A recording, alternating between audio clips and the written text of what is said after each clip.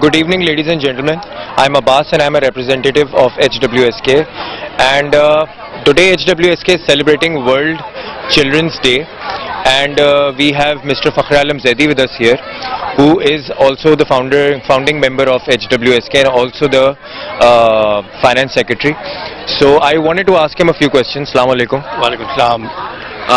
Mr. Fakhr Alam, what is the relationship between the Children's Day and why is HWSK participating, or why have they organized the Children's Day? Actually, the children who have been diagnosed as hemophiliacs, normally their life is very secluded, very isolated. They are always refrained from the children of the family, or if they are going in a school, then the friends that they have, there is always a fear of the unknown that they might get hurt and they might get bled. So because today is the Children's Day, so we thought that the hemophiliacs should get together and enjoy this day, so that they come out of their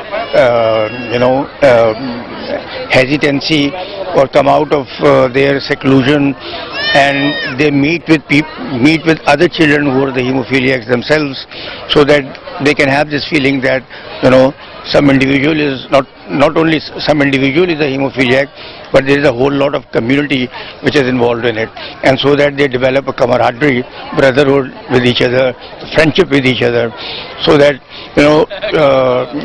the main problem is that these children lack confidence, and they lack confidence because they are stopped from doing different things which normally children do. So that is the main reason to commemorate Children's Day and to bring hemophiliacs here at the Maritime Museum. So that is the main reason, basically. Fakhr Alam Sahab, it was an excellent effort. How do you think if hemophiliac sufferers from this part of the region, if they had state-of-the-art treatment, how would have that made their lives for the better, or what is your take on it?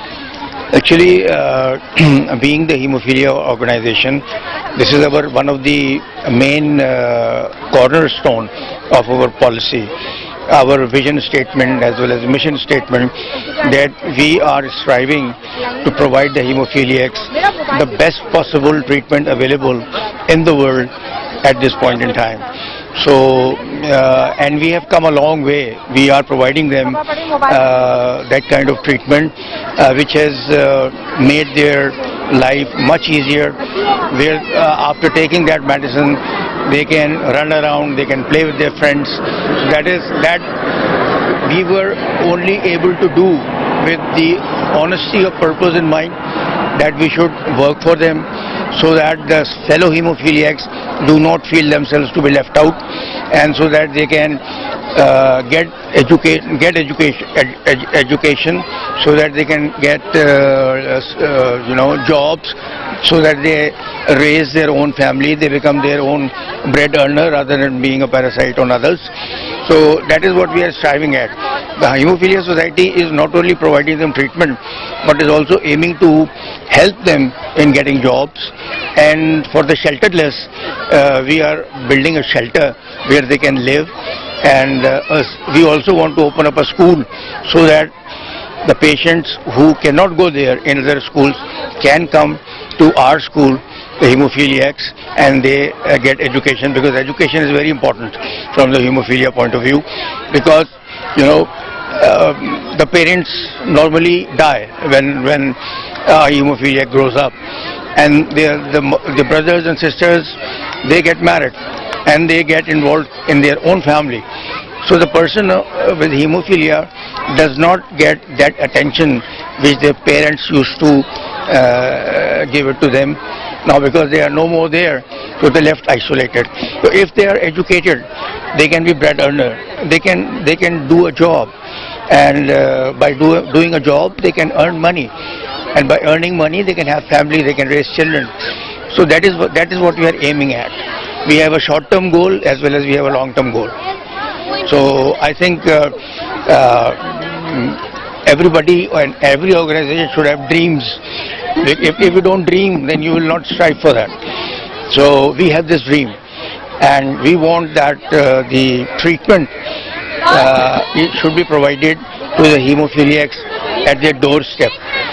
They don't have to run around for getting the treatment, but they have at least a single vial in their fridge, so that at odd hours, if they get blood, they infuse that vial, and so that the bleeding stops. So that is one of our aims. So that's I am I'm truly honored to be in the presence of somebody who has such a big dream, and unfortunately it's the reality of life. Hemophilics only understand the pain of other hemophilics, because it's such a busy life. Normal people do not get a chance to Exactly. have a picture of our life. Exactly. So it's an already isolated community, and people like you who break away from your comfort zones and do so much for the hemophilia organization. I really thank you on their behalf. Thank you very much. And I hope that you move forward without any obstacles in your path. Thank you. And I hope that you realize your dream very soon. Thank you. And it was an honor to be in your presence. Thank you. Anything you have to say to the young hemophilic kids that are here? Any message? Anything? The message that I want to pass on is that don't fear that you have hemophilia. Now the days, those days are gone. When you have to be padded up, and when you have to be stopped from playing, just live like a normal person, because the treatment is now available. State-of-the-art treatment is available. You don't need to worry about anything. And this is also I want to convey through on this platform to the parents also, that they send their children to schools so that they get educated, because education is very important for a hemophiliac. So this is what I would like to convey to the hemophiliacs and their parents. Thank you so much, Dr.